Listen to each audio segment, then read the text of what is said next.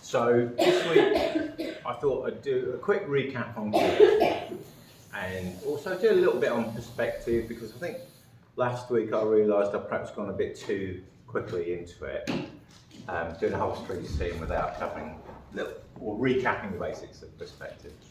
So I'll do a little bit of that today.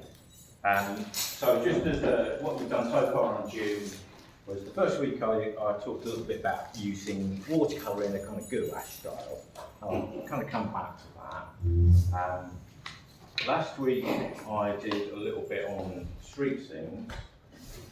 Yeah, so that was my ongoing demo. I'll perhaps bring the watercolours and the gouache back into this one. So that's a little bit of that. I've also brought my David Hockney books in, because you're probably aware David Hockney died last week, so anybody wants to look at the Hockney books. He was somebody he's always kind of one of my first inspirations, really. First artist that I got. Yeah, well, perhaps not the very first, but perhaps an early one, let's say, when I was about 16 or 18. That's very keen on Hockney. Yeah. So yeah, he's somebody, and to me, he was like a major figure that was basing his work more or less on looking at the world around him, which not that many modern artists were doing that or have been doing that, really.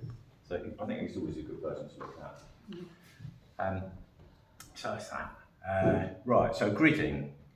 So what I'm going to do, I use this as the perspective demo, which is the one I usually use. It's an old favourite, but it's a nice simple structure. It's easy enough to sort of see the perspective ideas in that one. But gridding, I decided on this image.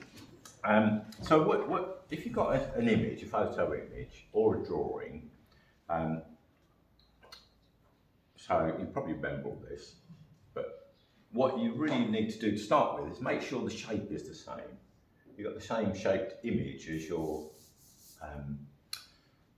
support, or whatever you want to call it, paper, board, that sort of thing. I'll actually use that one. So what I do to start with is, if it's got a border, you need to get rid of the border. Either cut it off or fold it away. In this case, I'll just fold it. I'll use this. I might as well just start using this one just as a basic. So you fold that away, and actually two edges would do it, really.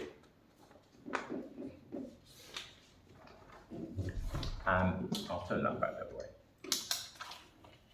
So that's the first stage, and if I then line that up,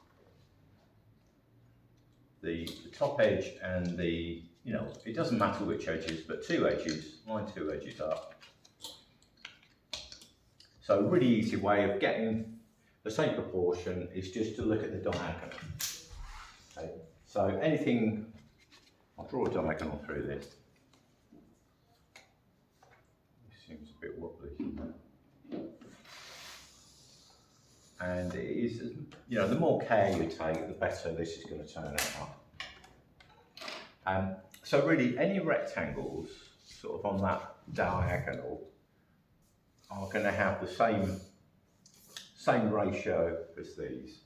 So it's a really easy way of getting the same shape, dead easy. So basically, this would come to here. So this bit of paper is surplus, so I can cut that off or not paint that bit. Or if I wanted to, use the whole of the paper, I'll basically just extend the image out, just pretend it's carried on, either a bit more this side or a bit more that side. Or if it works the other way. Yeah. But basically the gridded bit is, I need to grid this bit and I need to grid this bit in here. Does that make sense? Mm-hmm. Some look. Can I just ask? Yeah. When you did the long ruler showing your diagonal, why didn't you go from corner to corner? Why did it finish sort of an inch left of that corner? What, here? Yeah. Because I want the same ratio. I want the same ratio the image as the board. Yeah. So if I wanted to keep, well, I could do it that way. I could keep. Let's do it that way. So